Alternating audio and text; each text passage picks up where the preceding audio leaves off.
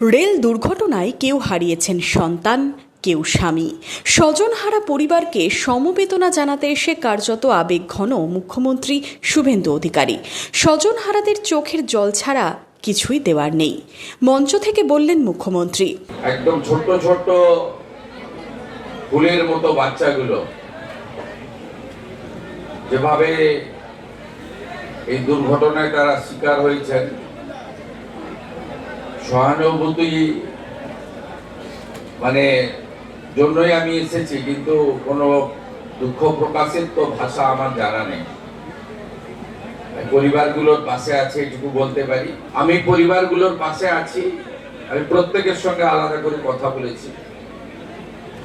দেখুন, এখানে চোখের জল দেওয়া ছাড়া আর অন্য কিচ্ছু নেই আমাদের দেওয়া। এই পরিবারগুলোকে শক্তি দিক, তারা যাতে এই শোক কাটিয়ে উঠতে পারে। পরিবারগুলোর পাশে পশ্চিমবঙ্গ সরকারের ক্ষুদ্র প্রয়াস, পাশে দাঁড়ালাম। পরিবারগুলো যা চেয়েছে আমার কাছে, যেটা আমার ক্ষমতার মধ্যে, সব ক্ষমতা আমার নেই, আমি সেটা করব, 15 দিনের মধ্যে করব। বৃহস্পতিবার হেলিকপ্টারে বহরমপুর স্টেডিয়ামের ময়দানে নেমে সড়ক পথে সোজা মুখ্যমন্ত্রী পৌঁছে যান গোবিন্দপুর গ্রামে।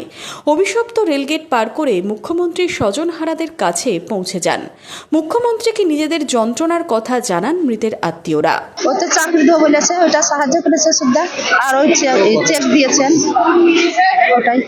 তাহলে আমি কাকে নিয়ে টাইমিং পাস করবো? আমার ছেলে একটাই তো ছেলে, একটাই ছেলে, আমার মেয়ে না, আমার ছেলে ইসানুর রহমান, তাই ছেলে আমার। তাইতে তো স্যার আমার শুধু আশ্বাস দিচ্ছে, আমি তোমার পাশে, আমি কারো পাশে থাকে না থাকি, আমি তোমার পাশে থাকবো, তাই বলছে স্যার আমাকে স্যার আমাকে আশ্বাস দিয়েছে, আমি তোমার 15 দিনের মধ্যে আমি চাকরি দেবো, তাই বলেছে। আমি আমার মেয়ে বড় হয়ে অনেক কিছু করতে পারতো, কিন্তু তার কিছুই হলো না। আমার একটাই আশা, আমি যেন একটা ছোটখাটো একটা আমাকে চাকরিও দেয়। আমার এই মেয়েটাকে মানুষ করতে হবে, আমাকে পড়াশোনা করাতে হবে, আর ওই গেটম্যানের আমি শাস্তি চাই।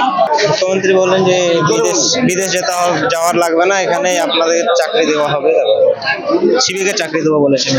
আমার মেয়ে ছিল, বড় মেয়ে মারা গেছে। বড় মেয়ে কি নামটা? ফারানা বেগম। সন্তানহারা পরিবারগুলির মুখ্যমন্ত্রীকে কাছে পেয়ে চাকরির দাবি জানান। এদিন মুখ্যমন্ত্রী গোবিন্দপুরে নিহত ও আহতদের পরিবারের হাতে আর্থিক সাহায্য তুলে দিয়ে যান মুর্শিদাবাদ মেডিকেল কলেজ হাসপাতালে। সেখানে আহতদের সাথে দেখা করেন। এরপর বহরমপুর স্টেডিয়াম থেকে হেলিকপ্টারে মুর্শিদাবাদ ছাড়েন মুখ্যমন্ত্রী Suvendu Adhikari. Bureau report, Madhyabanga news.